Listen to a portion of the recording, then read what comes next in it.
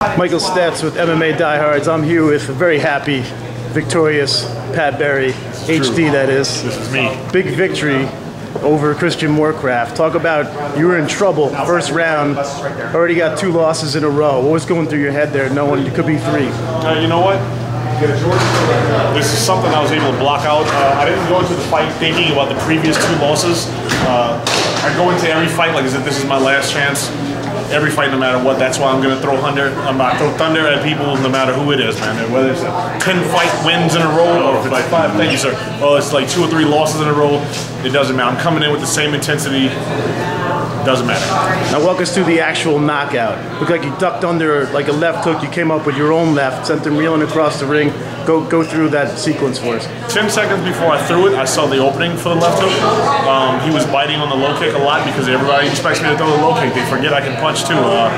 I saw the opening for it. I faked the low kick, lunged with the hook. Boom! It connected. But you know what? It didn't connect as nicely as I wanted to, because if it would have half an inch closer, that would have been the only punch I needed to throw. But I knew it landed hard enough. I could see the look on his face, and so I jumped on him and threw a few shots until the ref stopped. Now you've always taken harsh criticism over your lack of ground game, but you avoided submissions more than once in this fight. Looked like you were in deep trouble. So talk about the work you've been doing at Death Clutch and the monster wrestlers you've been working with, like Cole Conrad. Conrad, heavyweights in the UFC need to watch out for this guy. He is coming. He is nasty. Brock Lesnar is humongous. John Madsen's strong. Eric Caprito is a 7-time world champion jiu-jitsu coach. Like, I've been training with all these giant guys. I've got no choice but to get stronger and to get better in order to even survive a practice with these guys, because they just go hard.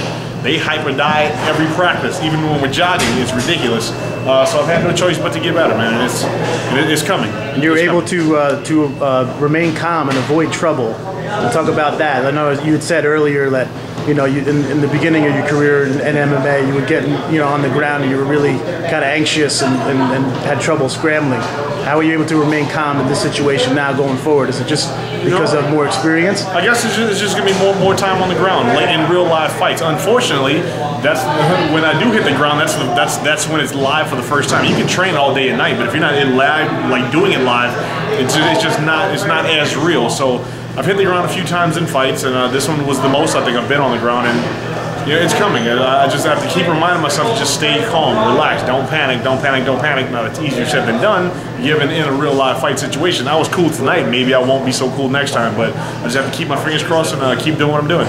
Now, you never one to shy away from the limelight. We all know this, whether it be Twitter or your post-fight actions or interviews, and you're a bit of a ham there in the limelight, so like we saw tonight. But talk about the jump, which I don't know if I've ever seen before, but you jumped up onto the cage with one leg without using your hands for a post-fight celebration. Yo, man, I'm a ninja. I've been saying this since the beginning of time. Pat Barry is a ninja. If I had a little smoke bomb, whoosh, I would have done that. That's how I would have left the ring, man. But I left the octagon. But I can jump high. I mean, that was a very emotional jump. And then you finished with a plank. Talk about that. Apparently, planking isn't cool anymore. I didn't know that. I'm out of the loop because everyone says I'm supposed to T-bow or T-bow or I didn't think anybody ever planked the octagon floor before. No one's planked. That's the best plank in the universe. That's why I said beforehand, for all you plankers out there, see if you can beat this one. I planked on his foot. And last question, what's next for Pat Barry? I don't know, man. I'm going to sleep for like 2 weeks. I'm going to sleep for 2 weeks. I'm going to eat gas station hot dogs every day, and then I'm just going to see what happens next. Wait for the phone to ring. Go back to wrestling practice. All right, Pat, thanks for a few minutes, and congrats on the big win tonight. No problem. Thank you.